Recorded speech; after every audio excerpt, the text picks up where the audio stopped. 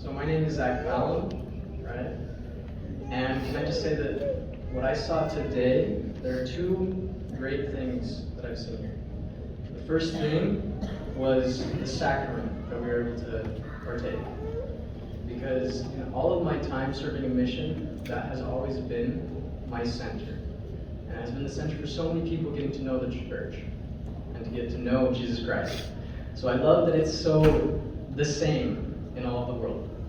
And the second thing is that I love to see how full this chapel is, right? Because it helps me know that one day, Rio de Janeiro can also be like that. So I served 2 years in Rio de Janeiro, Brazil, right? And so when you look at that, you think about, wow, it's wonderful, it's a postcard place, right? A beautiful sugar loaf, a giant statue of Christ with his arms outstretched over the whole city. Tropical birds, big rainforests, beautiful beaches.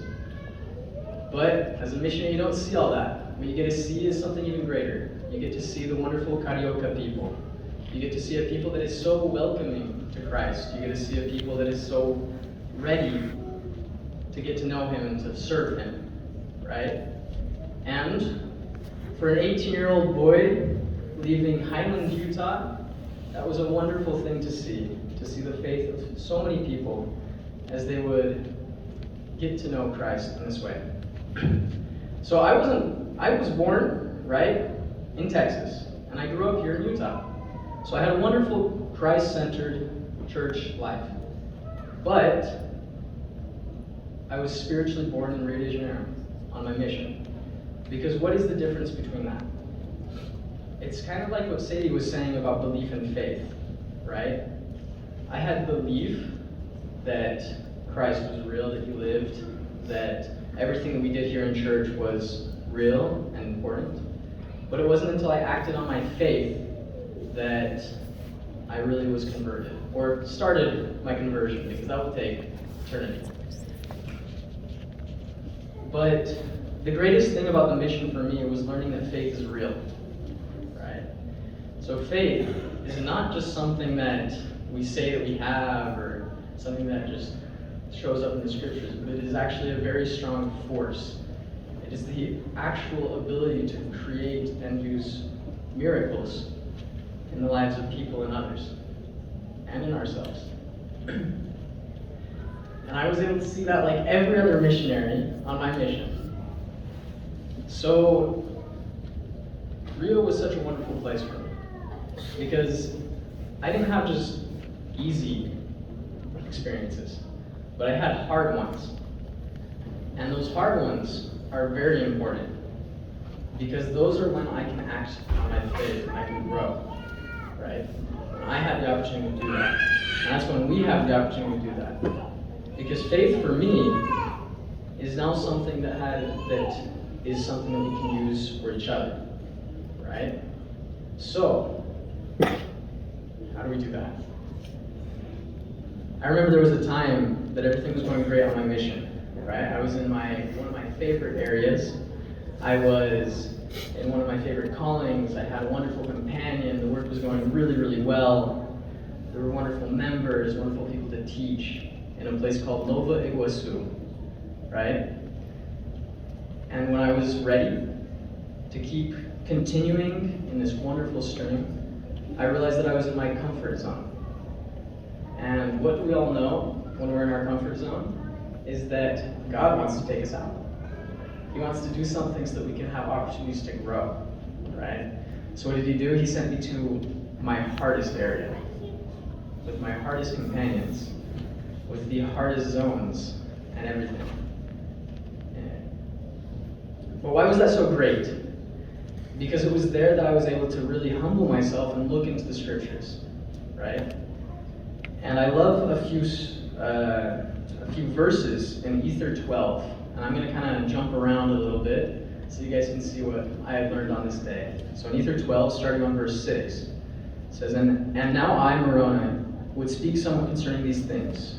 I would show unto the world that faith is things which are hoped for and not seen.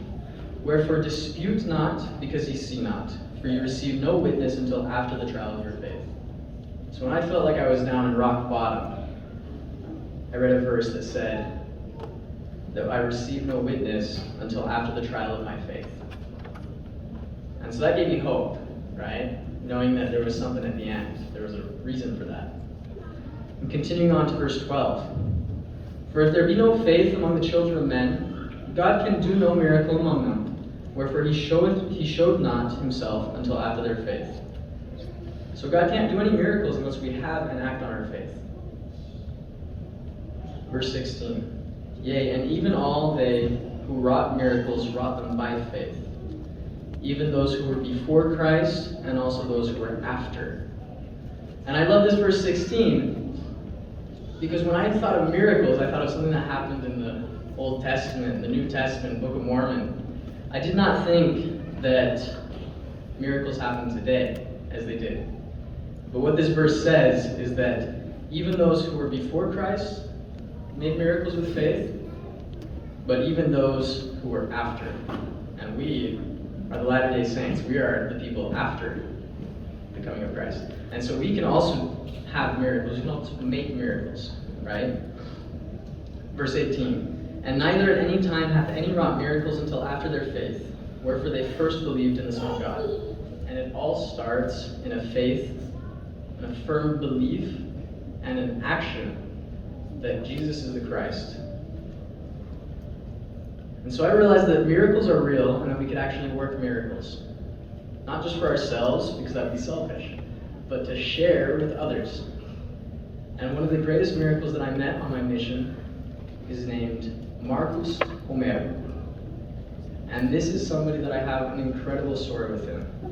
Because I remember I was serving in an area in October of last year, right? And I remember talking to some missionaries on a P-Day, and they were telling me about this wonderful person that went to church, right? A wonderful person has tattoos, dreads, lots of different piercings, but he had gone to church and it was cool to see. And I remember just feeling something. I remember feeling that I would get to know him someday.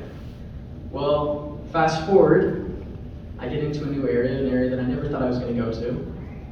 And I found out this Marcus, he was never baptized. The missionaries stopped teaching him, they were transferred. And I found him one day on the street. And he's a hard guy to miss, right? With his big dreads, all of the tattoos on his face, his arms, and the most defining feature are the tattoos on his eyeballs. The whites of his eyes are completely black. And so when you see that, and when you find him for the first time at 8:30 at night in the dark, I was kind of scared. But I will say that I felt something incredible when I got to see him the first time. Because I could feel that the Spirit, he prepared him as well. Because God has so many children, whether they be old, young, rich, poor, white, black, bond, free, or with piercings, tattoos, or all of these different appearances. And so his story was incredible for me because of his faith. I remember that we brought him to church, and you can imagine the reactions. People would come up to us afterwards and say, "Wow, you just gave my child nightmares." And so that was kind of hard to integrate him with the Word, to bring people over to his house and get to know him. But his story is so important to me because I had the opportunity to not just take him to church, not just help him join the church, but to help him go and do baptisms for the dead for the first time. And I remember the difference that happened when we gave him a white shirt and tie, and when a member gave him a suit, when he went to the temple for the first time. I remember we got in there, and there were so many people that would look at him with love. And there were so many members from his ward that had such a hard time accepting him, that were so proud and excited to see him there. And I could tell that this was a really big change. And I could see his excitement to help others come to Christ on the other side of the veil. Well, I love Marcus. And I'll have you know that the gospel really does change lives. This past week, my mission president, he sent me a photo. Marcus had shaved his beard, cut off his dreads, and even with all the tattoos and the black eyes, he really does look like a child of God. And I want all of you to know that God, he really does live, and that the work is progressing. And that we have opportunities to share it here, whether that be with our neighbor, our friends, coworkers, or somebody that we see on the street. And I invite all of you to look for opportunities to spread that wonderful love that comes from Jesus Christ.